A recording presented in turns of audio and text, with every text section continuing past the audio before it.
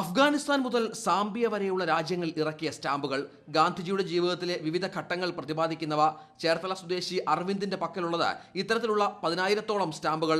പലതും വലിയ വില കൊടുത്ത് സ്വന്തമാക്കിയത്, ചിലതൊക്കെ സുഹൃത്തുക്കൾ വഴി കിട്ടിയത്.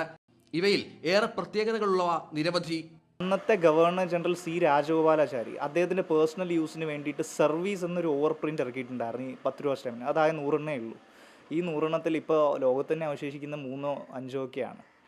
അത് it is worth in lakhs, ഒരു 50 lakh and above. അപ്പോൾ അതെൻ്റെ ഇല്ല, പക്ഷേ ആ സർവീസ് എന്ന് ഇല്ലാത്ത സ്റ്റാമ്പ് എൻ്റെ ഉണ്ട്. It cost somewhere like 40,000 to 50,000 rupees in current market. Stamp ശേഖരണത്തിൽ മാത്രം 4 റെക്കോർഡുകൾ അരവിന്ദിന്റെ പേരിലുണ്ട്.